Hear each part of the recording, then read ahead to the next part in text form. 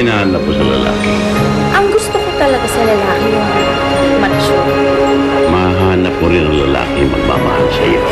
At palagay ko, Lizzie, andito na siya. Ito, ayaw na daw ni Itay Nelson kay Inay Lynette. Paano kung mapabalik ang pagmamahal nila Inay Lynette? Sorry, Jillian, pero hindi ko alam kung paano kita matutulungan.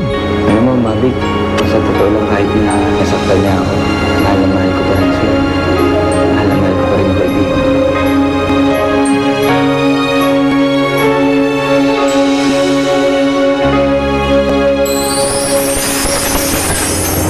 O naman, huwag ka masyadong malungkot. Di ba nga, ang sabi nila, lahat ng nangyayari sa buhay natin, may dahilan yan. Malamang si Lynette, baka naisip niya kailangan niya lang ng konting space.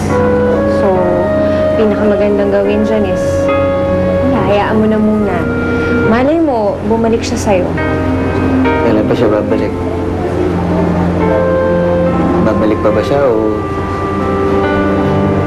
naghihintay na lang ako sa wala? Diba? Hindi natin alam kung... Hindi. Ano ganito yan eh. Huwag mo kasing papangunahan. Ako, naniniwala ako. Maayos niya lahat ng problema niya ni Lynette. Tsaka, bigyan mo lang siya ng konting panahon. Babalik yun sa'yo.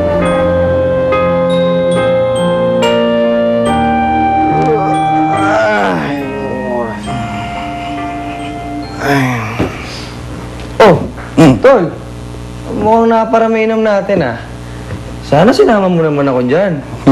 Aba, teka. Uy, kaya mo ba sarili mo?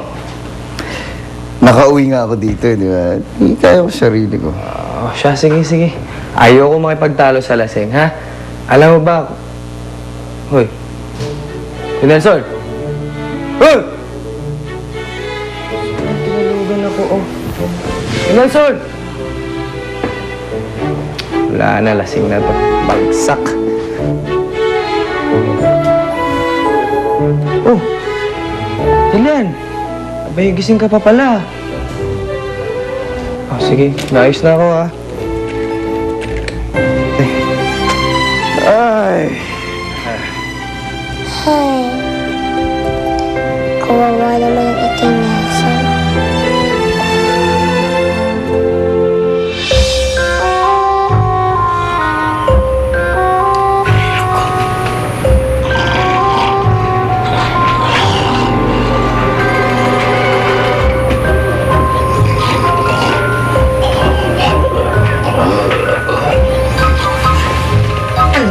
Pagawala, oo.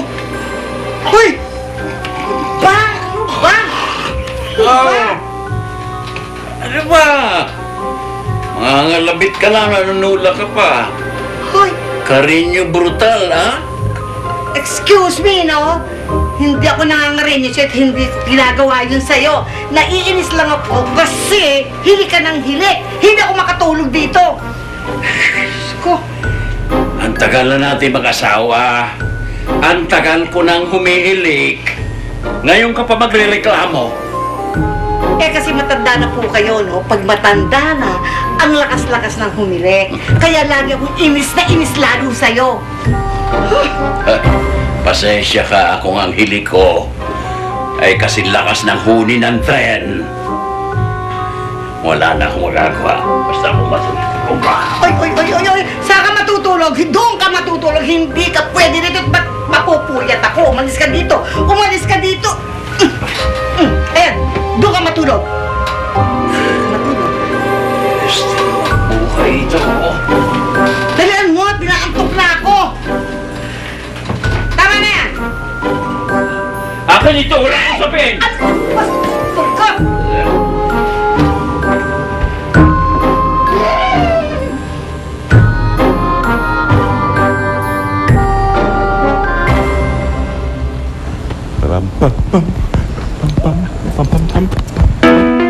For naman ako eh. O, tay! Anong bagong trip nyo? Ngayon ang umpisa ng healthy living ko. Ayaw ko na kasi maging mukhang gurang. Kaya mag-exercise na ako para maging fit. Fit as a bull! Ayos, tay, ha? Yahoo!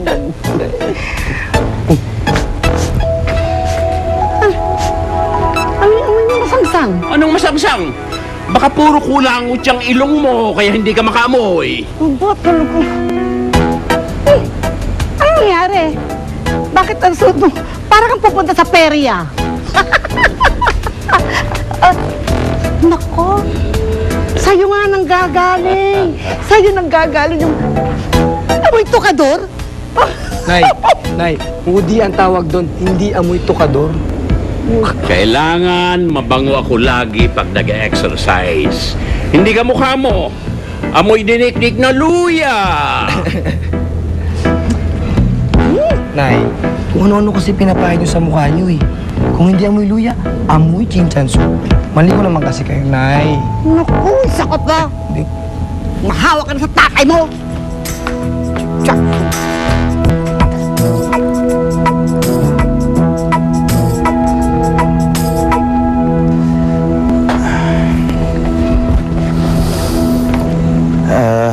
Tol, Oy, siya nga pala yung tungkol sa kagabi. Pasensya ka na, medyo naparaming inom ko. Nalasing ako eh. Inasikaso mo patuloy ako. Pasensya na. hindi ako yun. Si Jillian yun. Siya ang nag-abala sa'yo kagabi. Alam mo, bilib na ako sa batang yun eh. Narinig ko sinisigaw mo siya. Pero mukhang tinutulungan ka pa niya. Sana nga pala yung batang yun? Ewan ko.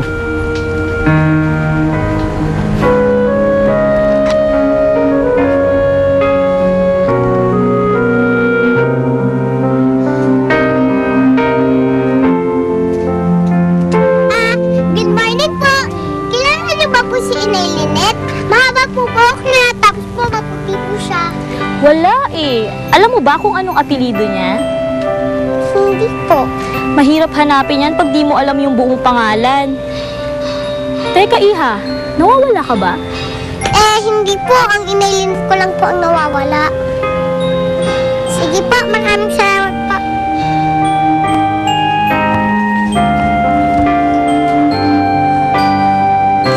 Papa Jesus, sana po makita ko na po si Inay Lynette para maging masaya na po si Itay Nelson.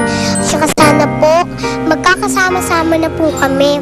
Tsaka sana din po pagdilat ko nandito na po sana si Inay Lynette. Maraming salamat po.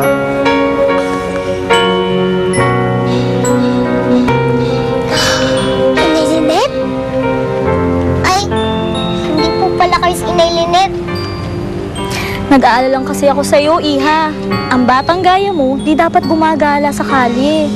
Baka kung mapano ka. Huwag po kayo mag-alala. Malapit naman po ang tirahan namin dito. Kahit na, ang batang gaya mo, dapat hindi gumagala. Mahirap na kapag may mangyaring masama sa'yo, di ba? Kaya, umuwi ka na. Sige po. Sige. Saan ko kaya makikita si Inay Lynette?